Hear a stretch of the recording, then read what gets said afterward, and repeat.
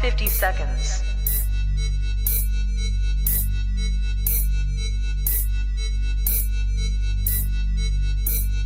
T-minus 40 seconds.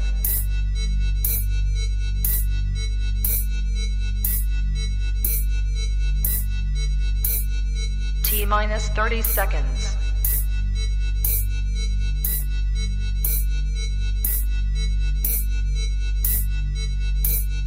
T-minus 20 seconds.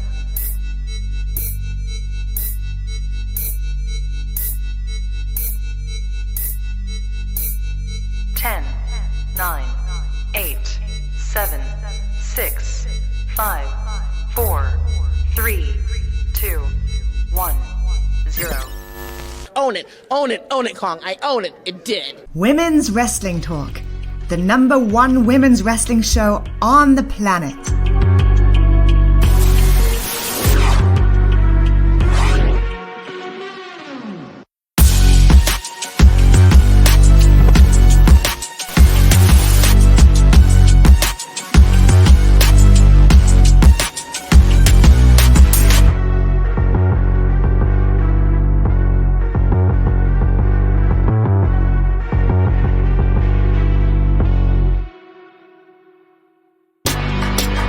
Women's Wrestling Talk, the #1 women's wrestling show on the planet. What's up, guys? Welcome to Women's Wrestling Talk, WWT Live, the #1 women's wrestling show on the planet. My name is TK Trinidad. Ooh, we got a lot to talk about, and it's like all over the place. Like, I love talking about like the fun stuff, but this stuff today, it's all over the place. And we're gonna also throw in some global warming as such. We have A Dizzle in the house from Black Wrestling Alliance, all the way across the pond, sweating like sweating like a hooker in church. It's crazy out there. What's going on? It is. We're experiencing a bit of a European heat wave. So over here, I'm in Birmingham in the UK. It's 37 degrees Celsius, which is about 98 Fahrenheit. We're not used to this. So like our summer is usually about like 70 Fahrenheit. So this is just crazy heat. I know I'm black. I know my parents are Jamaican. But I was born in England. I'm not used to this heat. So this is where we're at.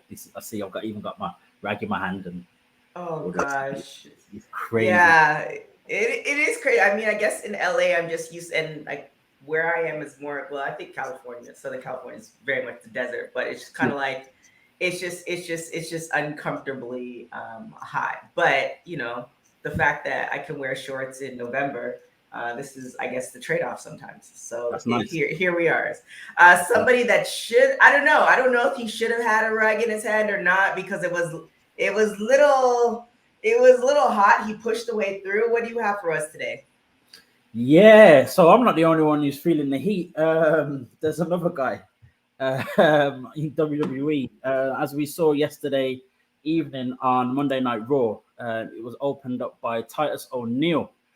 I'm sure he's probably feeling the heat now. He was probably feeling the heat while he was doing his little opening speech. It got a very weird response. I mean, it was weird in itself. It got a very crazy response from everyone on Twitter.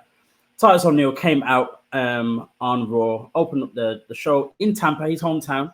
So, of course, him being this great ambassador that he is for WWE, and obviously in his hometown of Tampa as well, came out and just spewed out this, what many people are saying, tone-deaf opener, where he was talking about how the WWE doesn't deal with politics and religion or anything else decisive, and that it's a safe haven, all in the midst of us knowing about the madness that is going on with Vince McMahon and the allegations of him paying out, in excess of $12 million to different females who he coerced into, alleged sexual acts and whatever else. Allegedly. I throw that word in. It's our favorite word to use. Allegedly. So it was just weird. I think it was more weird in the sense where if you took the words that he said face value and just literally the words that he said, you'd be like, what was the point? But then when you know about everything that's going on, you're kind of like, why did they even bother? So the whole thing was just kind of like, huh?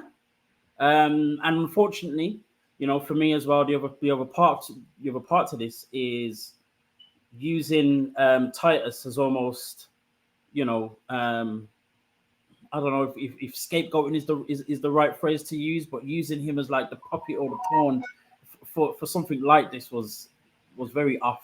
I understand it being in Tampa, his hometown, and he's going to get a great response because the people love him. But it's still kind of like, right, we've still got Stephanie McMahon, who's the acting CEO. We've still got, other people out there. Why not any of those people to kind of replace Vince? And you kind of feel as though everything that Titus said was probably written by Vince himself. Well, there's a couple of things. There's a lot of things happening. Like, I wonder, because Titus and what he stands for and his foundation outside of WWE and what he's been doing, even while he was wrestling for, I don't know, maybe 15, if not more years, has been giving back to charities, Boys and Girls Clubs, etc. So, and you don't really see him personally, diving into too much of the politics and stuff like that. Okay. I think, the stuff that you mentioned, it's stuff that if we take WWE and we separate it from the people, it is kind of an escape from reality. Yeah, of course. Right? The storylines and all this stuff provide escape from reality. Yes, there are a lot of sprinkles of a lot of other things that may or may not be intentional. I read one article, talking about the racism and the N-word and all these other things that are coming to light. But I think the intent of it was for it to be an escape from reality. Now we take, everything that people do to it. And this is almost like, kind of like Genesis type thing. It's like, hypothetically, follow me here. Hypothetically, God created this amazing earth and this planet. It was like, everything was how he wanted. And then humans came and they just did, what humans do. And they make, crap of it. And I think, the basic as what the wrestling is supposed to be, and its core value. And then you have Vince and everybody else and humans doing what humans do. And it kind of taints that. So I think the intent might have been pure, and maybe Titus saw the intent of it and didn't look at everything else. Because the crowd was definitely, I feel like there was a moment where the crowd there was a hesitation. Like, are we, it's kind of like, when you're at a black comedy show and you're the white person and you're looking at the black people and laugh at the jokes. To laugh at this part? Yeah, like that's what it kind of felt like. There was a moment where the crowd is like, are we buying this? Are we booing this? Like, what are we doing? So there's a lot of things that are going on. I don't think he would have done it if he thought it was anything other than like a cover up, like knowing, obviously he's not under a rock, but I think the intent was, the purest form of it. And then of course it's just kind of like, but we have all these other things. So it was kind of a rock and a hard place. It is a rock and a hard place, but I think it's more, in my mind, I would expect it to be a little bit more of a rock and a hard place for Titus, in the sense of, right, I understand that the face value of what I'm saying is true, but at the same time, the timing of it and the reason why I'm having to, or being asked to do this, is like, do we need to do this? What's the point? But then the other difficult part for him is also, this is also my job. So I kind of have to do this, even if I don't want to, or if I say no, what happens maybe? Because remember, the same guy who, was suspended about 6 or 7 years ago for the smallest thing. I remember that. So does that play into it at all? And all the rest of it. But as you said, we already know that wrestling is an escape from reality for 99% of people that watch it and who are involved in it and all the rest of it. But I think for me, because it was kind of like stating the obvious.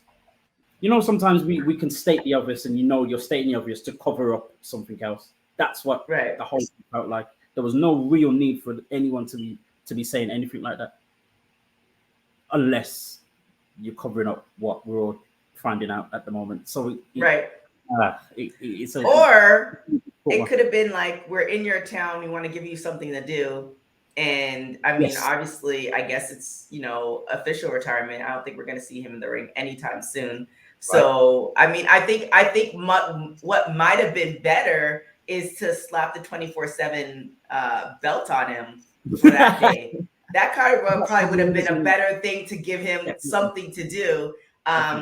Because if there was somewhere else and he showed up, then it would have been like, okay, maybe this is a cover up. But maybe because he had just posted I was on his Twitter today, the partnership that his foundation WWE is doing as far as giving school bags and knapsacks to kids and stuff like that. So maybe it was just like, okay, we're in your town, it's going to generate more whatever charitable, et cetera, et cetera. So maybe it was just looking for something to do. And that maybe again, because sometimes I feel like the writers don't pay as much attention.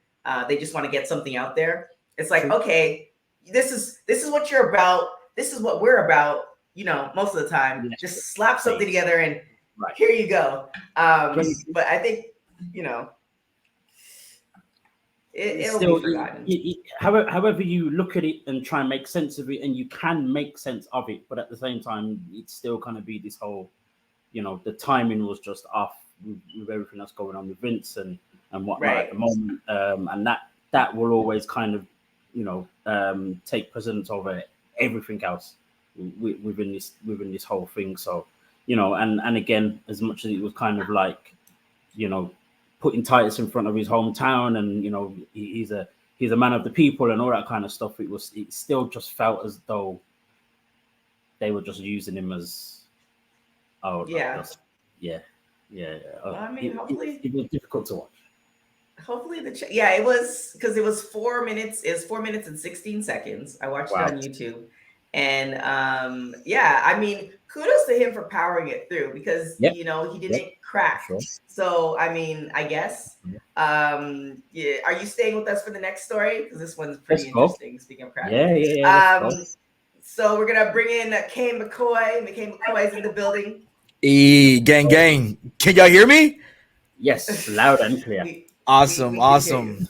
We out here. Sorry, I just wanted to make sure everything was right, because I just wanted to come on here and say that Women's Wrestling Talk Live is a place where we don't talk about politics or religion. We are a safe haven, and for safe haven for my BS. That's it. No, that's it. It's okay.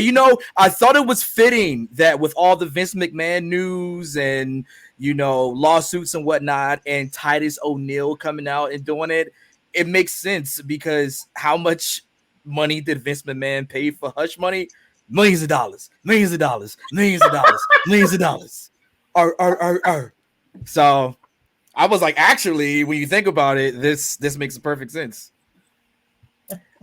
Speaking of spending millions of dollars on lawsuits, our guy Ric Flair, Richard Morgan Flair, he is 73 years old, and he is going to wrestle his last match SummerSlam weekend. He's going to fight on that Sunday. And boy, oh boy, he has come out and said that he has plantar fasciitis in the bottom of his foot. Other than that, he's perfect. I think the question is, what doesn't Ric Flair has? I just assumed that he would have that. Like, of course, he announced that he's going to be in a tag team match with his son-in-law Andrade, taking on Jeff Jarrett and Jay Lethal. And it's just like, I can't believe Ric Flair will step in the ring with somebody whose name is Lethal, and a guy in Jeff Jarrett whose finishing move is called the Stroke.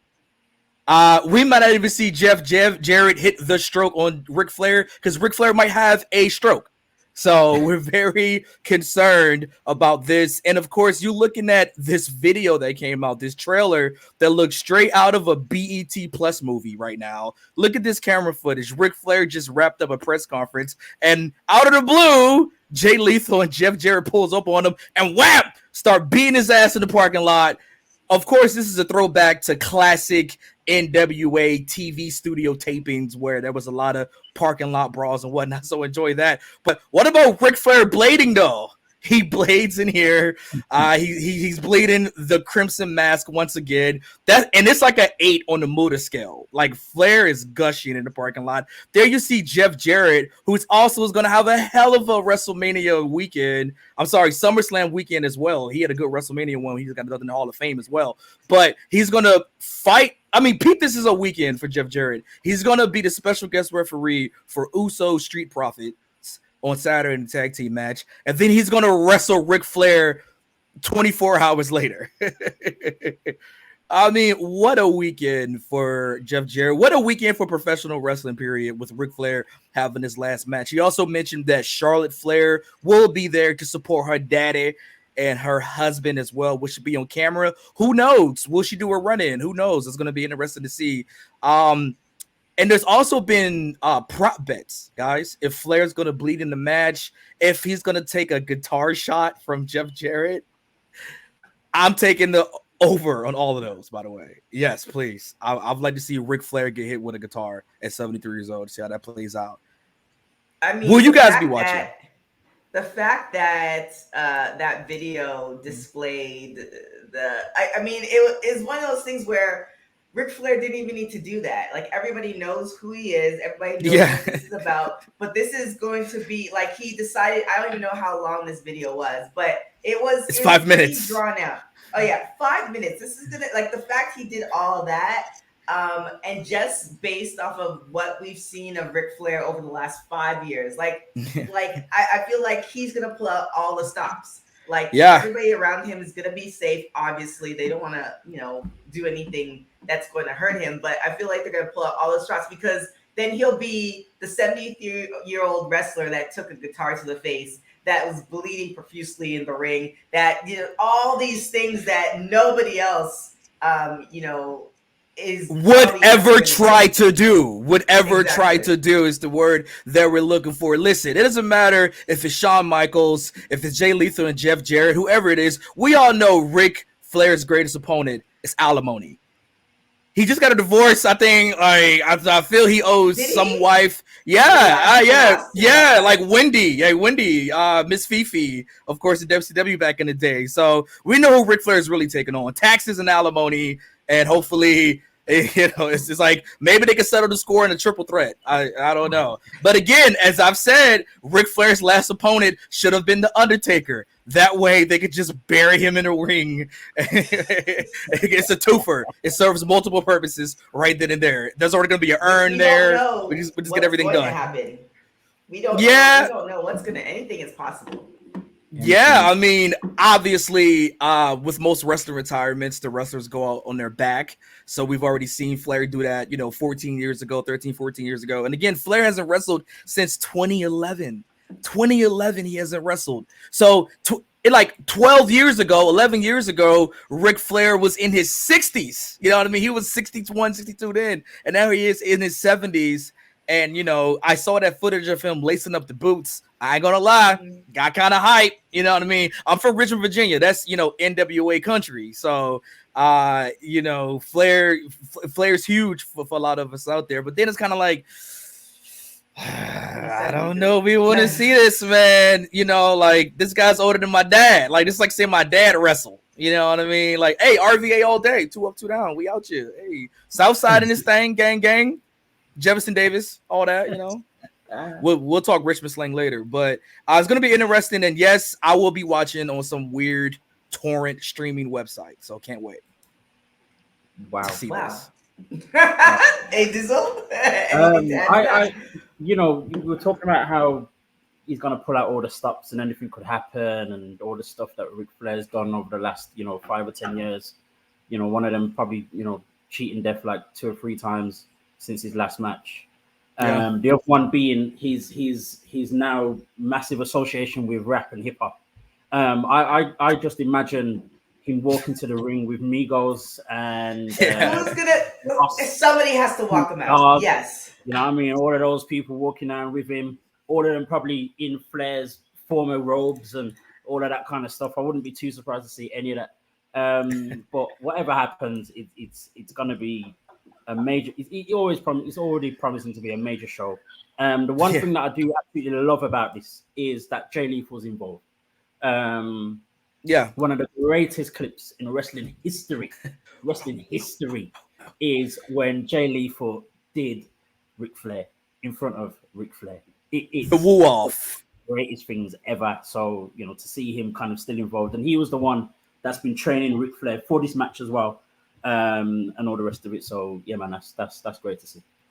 Yeah, and again, I see that footage too of him training Ric Flair. Like, what does that look like? Like, yeah. It's out there on Twitter. Like it's a few clips out there, TK, of them taking bumps. Well, I'm sure it's not video of them taking bumps. They're actually just wrestling. Knowing Ric Flair, he likes to party. But so to see that Jay Lethal, the Black Machismo gimmick, and the woos, it's kind of good serendipity to kind of have that come full circle and have that happen, because that was kind of like doing TNA's Dark Ages. So you kind of really had to look for that clip, and a lot of people didn't see it in real time. So to see it live on Twitter, live on the internet, and now you can see the guy from the Ric Flair meme is an actual wrestler. And you get to see him involved in Ric Flair's last match. So shouts to Jay Lethal. The entire card's interesting. They just added Bully Ray on there in a bunkhouse battle royal match. Also, Clark Connors, who we saw step in during the AEW Forbidden Door All-Atlantic Championship match versus Ren Narita. We got Killer Cross with Scarlett Bordeaux against David Boy Smith. The Von Erichs, speaking of the old world-class NWA days, Marshall and Ross Von Erich against the Briscoe brothers, or the Briscoes. The Wolves, I guess they're the Wolves now. No American. They're just all national, non-denominational Wolves. Davey Richards and Eddie Edwards against the Motor City Machine Guns. The Rock and Roll Express, which is Ricky Morton and his son, Kerry Morton. So that's going to be, not Robert Gibson, who's going to be managing them, against the Four Horsemen, obviously, of Brian Pillman Jr. and Brock Anderson, Arn Anderson's son and Brian Pillman's son. Then we got Ray Phoenix versus Torres versus Laredo Kid versus Bandito, little lucha libre there. And then we got our girl Jordan Grace against Deonna Purrazzo and Rachel Ellering. Again, more wrestling history with her being Paul Ellering's daughter. The triple threat match for the Impact Knockouts World Championship. Josh Alexander, Impact World Champion, against Jacob Fatu. And the main event, Ric Flair and his son-in-law, Andrade El Idolo, versus Jeff Jarrett and Jay Lethal, with Karen Jarrett on ringside. So that's a hell of a stacked card, man. Yeah, it's pretty good. It's going to be a good one. It is going to be a good one. I can't wait to see the results from that. And the highlights. I am curious to see if Jordan's going to retain. So that's a thing in itself. But we'll see. We'll see what happens with that. Now, with that being said, something that is also happening that weekend will be SummerSlam weekend. We have Logan Paul versus The Miz. Oh God. Do we have excitement for this? What's the overall feeling?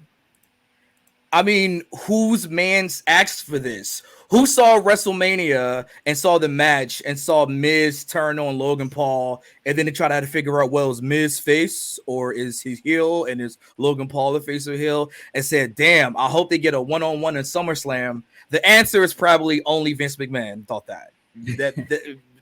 That was about it. Apparently, they closed out Monday Night Raw last night. I'm a very old person that fell asleep on my couch just from breathing. So I missed it and saw clips of it, but it looked really horrid. And, this comes with the news that, Vince and company are feeling kind of about the SummerSlam card. You don't say, huh? Gee, I wonder what could be the reason. Could it be because there's really nothing on there we want to see? Now, unfortunately, Cody Rhodes got injured, so they kind of put a snag into everything.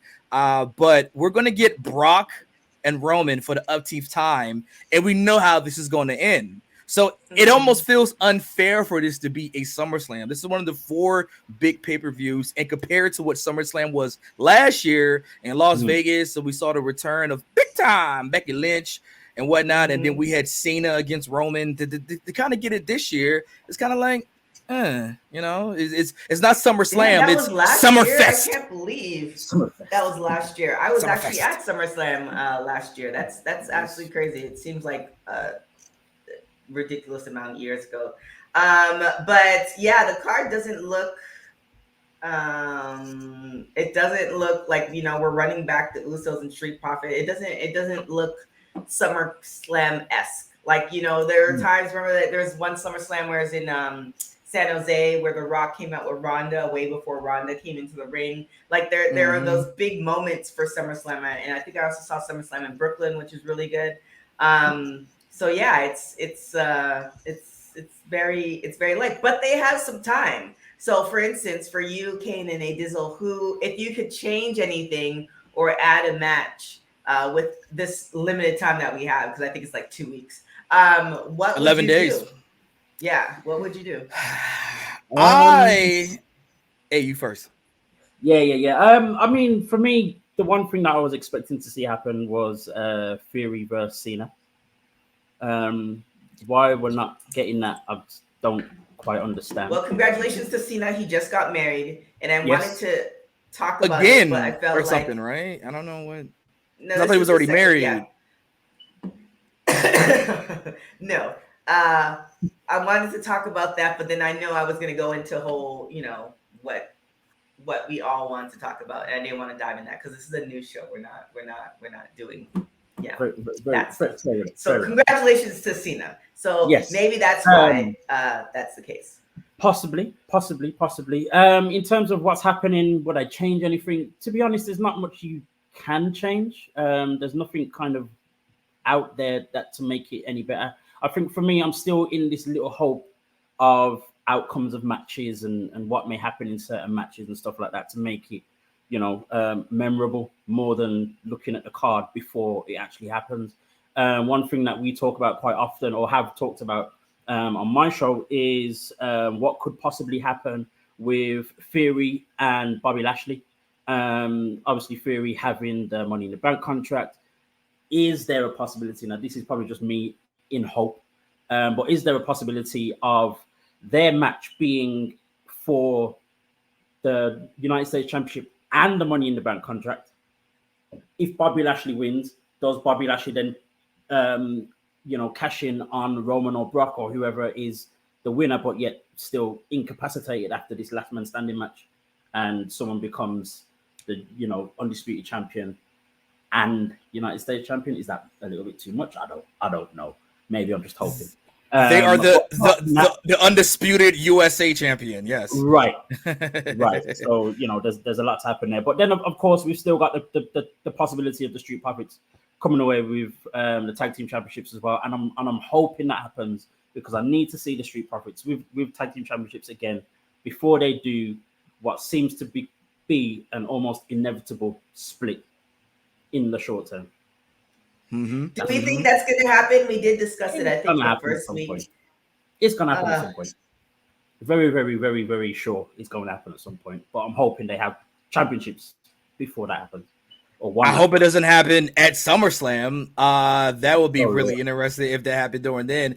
Listen, we saw that Roman had the time off during the summer, so I have a couple of theories, as if you will, as what could happen with that. Okay, obviously we didn't get the Theory Cena match like we thought we would. I really marked hard when Cena and Theory were face to face back at the Raw a couple weeks ago for Cena's 20th. Fortunately, we're not going to get that. I thought that would have been very, very apropos to happen at SummerSlam.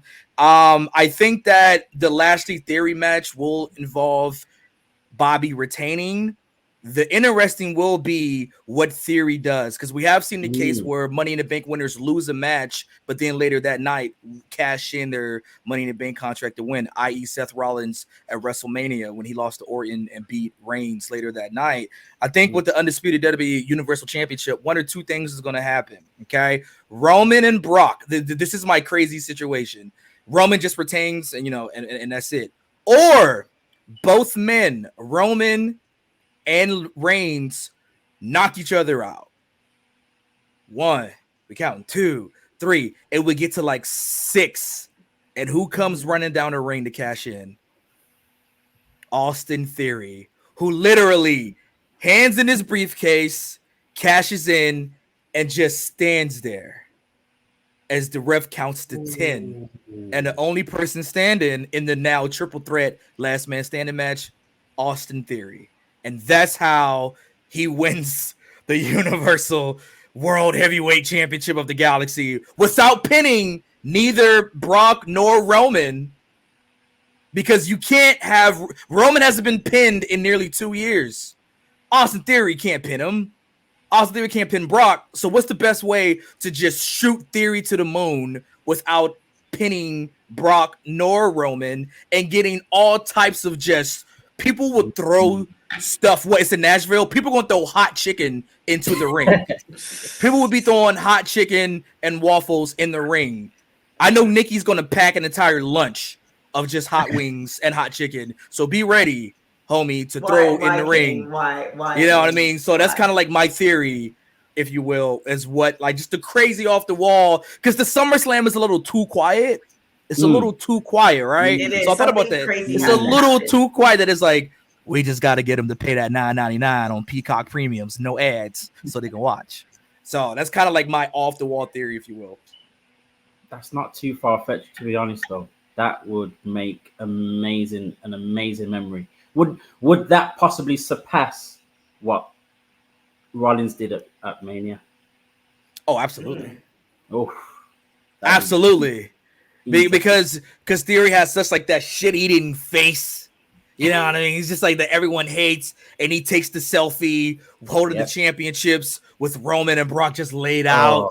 Come on, fam. That's fantasy booking, almost Tony Khan fanboyish. But I think that'll be a good way. And people say we need something new. We want something new, right? You want something new? This is new.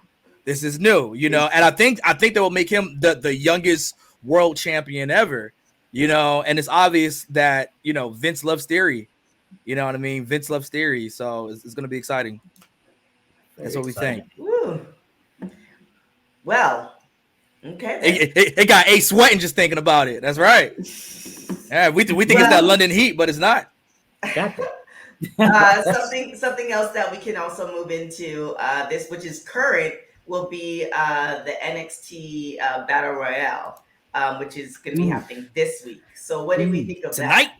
Tonight is going down tonight, y'all. NXT Women's Battle Royal to determine the number one contender against Mandy Rose for the NXT Women's Championship. Look at all those faces, including my girl, not Kaylee Ray, but Alba Fry, as Mandy Rose called her, which we thought was a purposeful like happening to make fun, but who knows if that's setting up possibly a win by Alba Fire and then letting Mandy Rose know who her name is. Or another wild card theory I have is somebody's going to win this battle royal who we do not see on this graphic. Right. And who could that be possibly? Mandy Rose's homie from back in the day, Fire and Desire, her other donut queen, Sonya Deville. What about that theory? Sonya popping up. She's kind of been, since her post-authority gimmick, kind of floating around, having some things, and maybe she wants to come back and take care of some business, some unresolved business. Remember, they had that loser leaves WWE match. Unfortunately, it was going to be lit hair, but some damn psycho out here was trying to, you know, get Sonya caught up out here, so she had to go and handle that situation. But kayfabe-wise, they still kind of have to solve that, and she kind of returned to settle some beef. So we're going to see what happens with that. And or Nikita Lyons, who I thought was still injured. So she came back like a week or two ago. Yeah. So I saw her doing promos and whatnot, but I didn't know she was gonna like step back in the ring. So this would be her first in-ring return as well. And a bunch of wrestlers whose names you see, and it's like, whoa, hey, shouts to Saray too. Saray back. Sound off in the comments. Who do you guys would think will win? Noticeably absent is of course, I almost call her Roxanne Perez. Yep. Who I think my theory is Cora Jade will be the last person in there. Will be one of the last two, either with her and Sonya or her and Nikita. But Cora Jade is going to cost. I'm sorry, Roxanne Perez will cost Cora Jade her spot as a little bit of payback. So we're definitely going to see that spot tonight, I think. Yeah, I feel like they've been pushing Nikita for a while, and of course she got injured. But you kind of know in the NXT roster, whether it's 2.0 or the Black or Gold brand, who they're strapping that rocket to. And I think Nikita is probably Roxanne Perez was one. Obviously, I think Nikita is the other one as far as you're going to see some stuff happening. So, you never know. Here's a question. I've kind of been out of the loop just a little bit with NXT 2.0, and I know Roxanne and Cora Jade won the Women's Tag Team Championships. That is a little breakup or whatever else. What's the case with their tag team championships? Like what?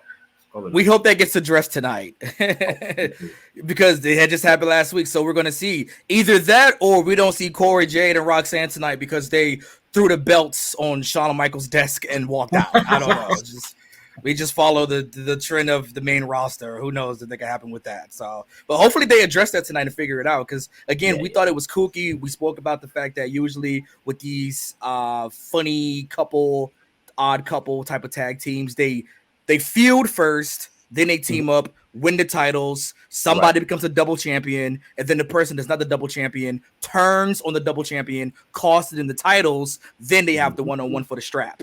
So we're going to see what turns out with this. Because technically speaking, they still are NXT Women's Tag Team Champions, Corey Jade and Roxanne Perez. This is definitely the case. So we'll see what's going to happen with that tonight. We had a couple people in the chat. I did see on social media, a lot of people are calling for Sonya Deville, which might be interesting, like you were saying, as far as giving her something to do since she can't harass Naomi anymore. So happy that's over. Oh my God, that was just painful. I'm sure Naomi is too. We don't know what's happening. We don't know what's happening with that. And we're not even gonna go into. We're gonna stay away from that topic because that could be a whole show in itself. But we have one more story to talk about. Queen PR, waiting for her to. Oh, there we go. Hop in the building. Hey, how you doing? Good. How are you? Hey. Good. So this story, please break it down because there's so many different threads going on, and it's interesting. So let's start with today, and then you might have to go back for people who haven't followed this story entirely. So it's funny because last week my story was based on a wrestler trending and then having it be about a totally different wrestler. So that's my story today. Hey, Rakasha. So do you guys remember Joey Ryan? He was a wrestler. Okay, cool. We'll get into that. But he was trending today, but because of another wrestler, Effie, who I'm a fan of. Hi, Nikki. And he was doing some suggestive moves in the ring. He basically kind of had his crotch in another wrestler's face during an indie show. Someone got a screen grab of it and sort of zoomed in on some of the audience's faces. So it sort of looked like they were disgusted by his behavior. And then the narrative on wrestling Twitter turned to Joey Ryan, basically comparing Effie's actions to, shout out to Wrestling Realm, compared his actions to Joey Ryan, who was accused of sexual assault and basically used his gimmick, his sexually suggestive gimmick, to basically harass people sexually, and they tried to put Effie in that same category. So, keeping my opinion out of it, it was a thing that's being discussed today on wrestling Twitter. Is like, what's okay? Where's the line with gimmicks? You know what I mean? And because Effie's very well respected in his community, it's like, do we throw him under the bus because we compare him to Joey Ryan, or is he actually playing the gimmick and entertaining people? Well, who was the wrestler? Obviously, I can't see their face because Effie's crotch is in it. But who was the wrestler that he was wrestling? And was this a spot that they both agreed to? And what was the original spot? And did Effie go into business for himself?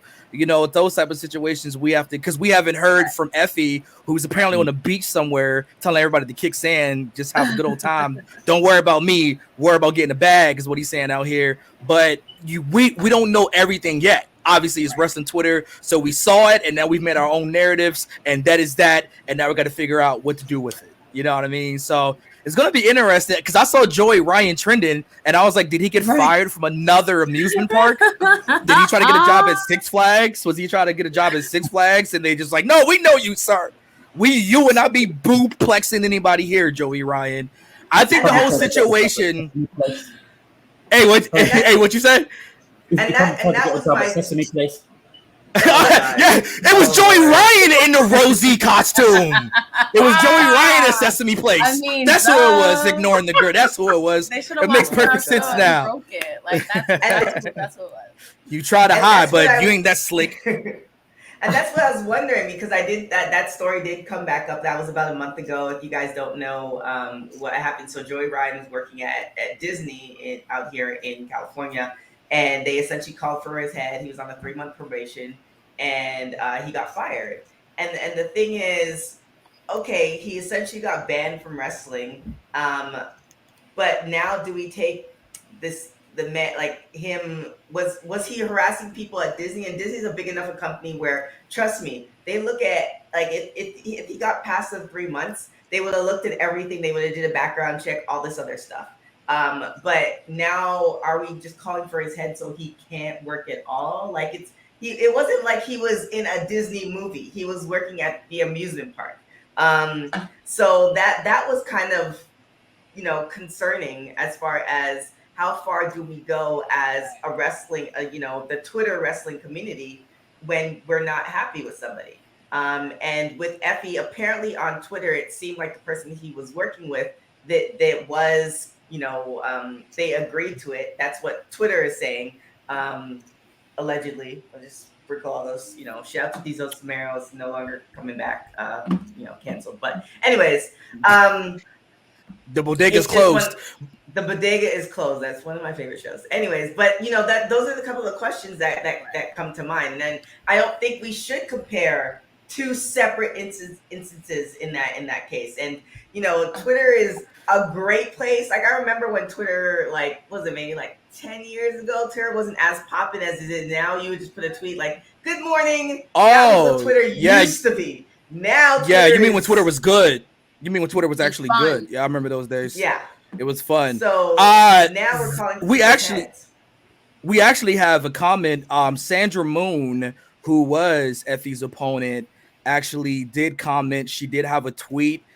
She says that I thought the spot was funny when two God-tier sports entertainers put it together. Thought it was funny while it was happening. Thought it was funny enough after, to quote with a goofy caption, the all caps paying fans had an amazing time. I had my dream match at Effie Lives as my hero. She continues to comment, I love professional wrestling and the people I surround myself with. For y'all to compare anyone as amazing as Effie to the diabolical POS, we know what that means, that y'all are, is so weird to me. If you didn't laugh or think it was funny, then it wasn't for y'all. So, right. There we go. I appreciate her saying that, because one, she is a female and she is getting this crotch thrown in her face. So I'm glad that she commented also, because I think we can get a little sensitive with the cancel culture thing. And if Joey Ryan wasn't a piece of shit, his gimmick could work. It could be entertaining. And I feel like it's so unfair for us to just compare Effie to him when he has such a good reputation and he's entertaining as hell. And if the reaction of those people in the crowd are like that, then he's doing a good. It's like when you boo a hill. We're not gonna blame the wrestler. No, they're doing what they're supposed to be doing. They're doing what they're supposed to be doing. Whew. Well, it's one of those things. So with that being said, where do we go from here with Joey Ryan? Is he completely, do we ever let him back into the wrestling community? Is he completely canceled? What's the? I think it's time for wrestling to say goodbye to him, but I do feel like we should let him make a living. You know what I mean? Because I know of people, not necessarily in the wrestling space, where they don't they want to cancel someone and they'll dox them and find out where they work and get them fired and shit like that. Right. To me, that's overboard. Now, he should never be welcomed back into the wrestling community. But I mean, if people are calling to get him fired elsewhere, then it's kind of whack. Yeah. True. I mean, Joey Ryan, I never saw a Joey Ryan match. I haven't seen any Effie matches. I do know the one thing I know for Joey Ryan and Effie, whenever I hear about them, it's always something sexual. It's never about like, did you see that 5-star technical match that they did? Did you see that one spot that they did that was amazing? There's always something that isn't much about in-ring action. So that kind of concerns me as much as the fact that Effie might want to be like, oh, wow, even if you guys think of me and Joey Ryan in the same vein, maybe I kind of need to maybe drop that spot. Apparently, he's done the spot before to several wrestlers. This is the first woman wrestler that he's done it to. So, you know, people take one little picture and it just expands upon there, make their own narrative. But I think for Effie, it's like, I wouldn't want to be compared to Joey Ryan at this point. So maybe I need to, you know, maybe take that out my toolbox for a little bit and just focus on maybe doing like, you know, a top rope suicide moonsault like all the other indie wrestlers. Do a little flippy. Yeah. You know, you want to stand out, but do you want to stand out like this? You know what I mean? Do you want to stand out like this? So, you know, it's one of those situations that is this, because for Joey Ryan, right? Like his situation was pretty much like, he's just like a sick perv, right? There was this whole thing that he was like living the gimmick a little too much, but it wasn't anything like, it was just like it was doing the speaking out movement, right? And it was just kind of like, oh, well, this happened, that happened, and then a couple wrestlers that spoke out, and then he was done, and that was it. He did file a lawsuit, but I think he dropped the lawsuit, and then he dropped some of the women dropped the lawsuit. The one with Impact is apparently still open. But yeah, I pretty much think he's done. But we have Nikki making a really good comment with Tessa Blanchard. I mean, she was spitting and saying the hard R. Yeah. And she was almost on network television. And you see how many chances that she's got to redeem herself, and she's botched it literally every single time. And doesn't care. That is one thing that is fascinating to me about Tessa Blanchard. She does not care that she's a piece of shit. So could we see a case of, well, Tessa's just, you know, might be super racist. We'll let her back in. It's all good. You know what I'm saying? Like, who cares about black people's feelings? It doesn't matter. You know what I'm saying? So what, she's racist compared to, well, Joey Ryan has these allegations and whatnot, and it's coming out. You see what I'm saying? And I think Tessa's like wrestling somewhere. Nikki just commented. Yeah, she's commented. Yeah, I saw that like in like somewhere in West Virginia or something like that. So, you know, and then we even see with Hulk Hogan and his situation, well, we got him on tape. We can hear you talking about your daughter dating us and being upset at dating black people and, you know, what you feel. So I think sometimes we can get a little choosy about things. And if you have because people already hated Joey Ryan anyway, right? Joey Ryan was already hated for the penis suplex and the boobplex and all these things that, as known to us, the wrestlers love doing. Like, they acknowledged doing it, they planned the spots. He didn't go into business for himself. So that's why I'm saying the Effie and Joey Ryan situations, these things are kind of running parallel. You know what I mean? So, because at first it was like, oh yeah, Joey Ryan, he's so innovative. He does what he does. He has the big giant penis mascots that come out with him and whatnot. It was funny until it won't funny no more. You know what I mean? So I feel like with this coming out with Effie is like, we're tiptoeing towards something that I hope does not end up like Joey Ryan. And if Joseph Meehan wants to work at Disney or try to work somewhere else, then leave that man alone. You know what I'm saying? If he's not in a wrestling ring, like, do you want to completely get rid of him? Like, at what point does it become that you get self-satisfaction out of a guy who has lost it all and now has to make, you know, $15 an hour running around at Disney, where it's like, that's not enough. You know, and Joey Ryan, hey man, hasn't been charged criminally with anything. You know what I mean? So that's another thing.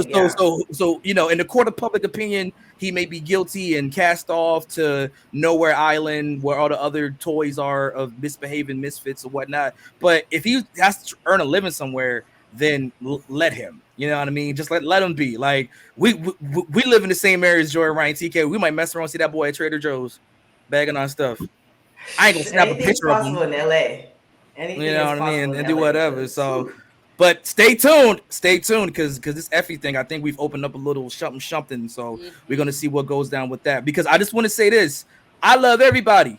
I love everybody. I don't care about none of that. But always remember, one sexual orientation does not dismiss them from sexual harassment.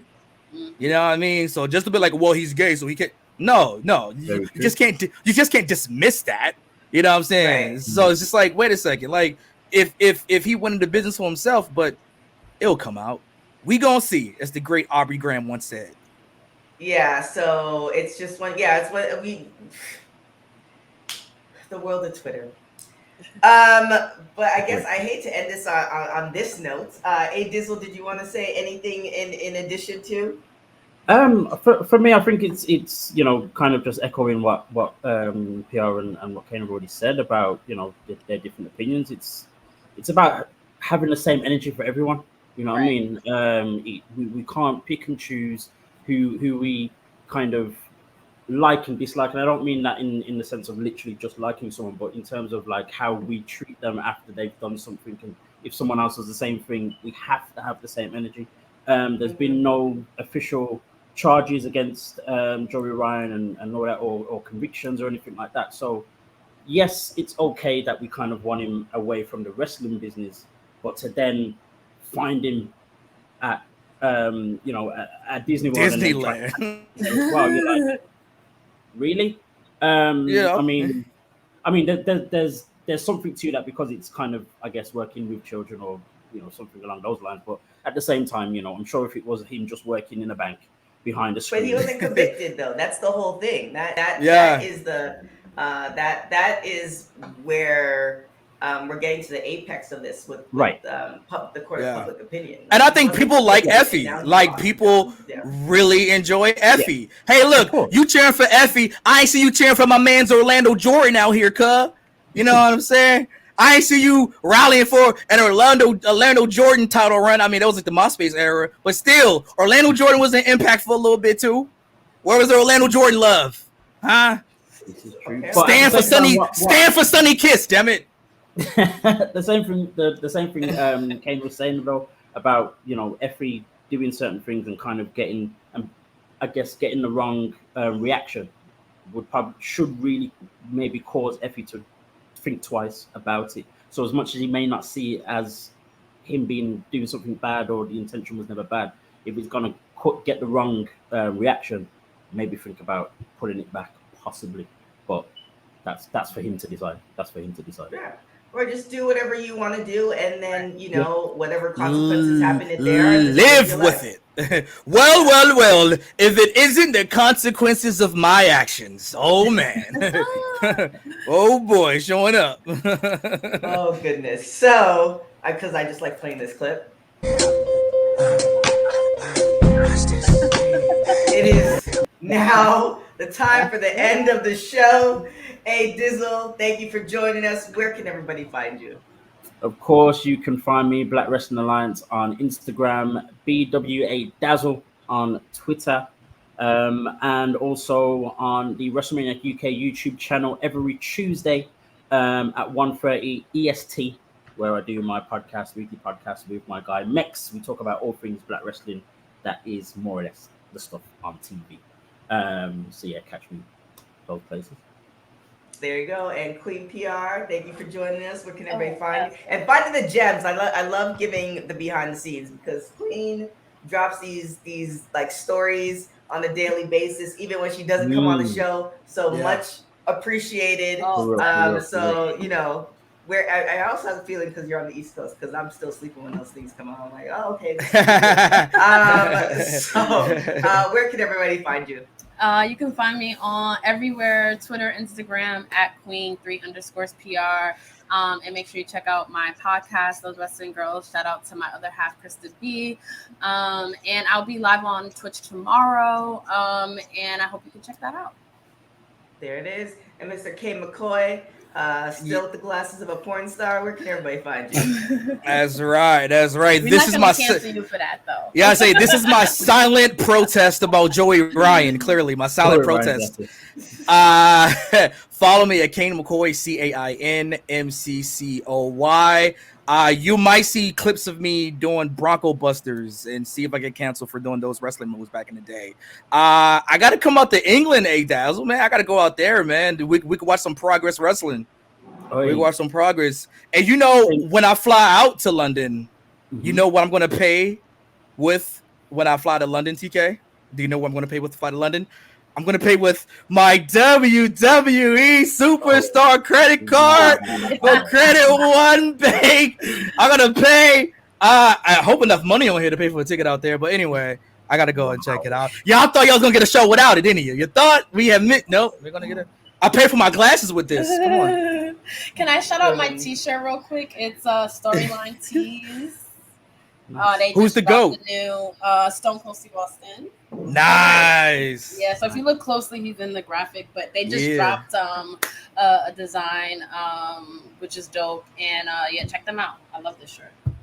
There it is. There it is. Well, thank you guys so much for joining us. Don't forget to check out the website, www.talkpod.com, for all the articles. Shout out to Santana in the chat, Nikki in the chat, editor-in-chief and senior writer. And then also definitely check out our social media, WWT all social media platforms. We on LinkedIn, y'all. We on TikTok. We on Instagram. We on everything. So definitely check all of that out. Other than that, you can follow me on everything at TK Trinidad. WWT Live is Monday to Thursday, y'all, at 3 p.m. Pacific Standard Time, 6 p.m. Eastern Time, Monday to Thursday. So definitely check that out. Thank you guys for joining us. Thank you for the comments. No problem. And if there's stories that you want us to talk about, just tweet us, get one of our attention, and we'll discuss. Because there's so much wrestling out there. So, we just want to bring the light, everything to light. So thank you guys for joining us. Thank you for watching Women's Wrestling Talk, the #1 women's wrestling show on the planet. Ciao. Women's Wrestling Talk, the #1 women's wrestling show on the planet.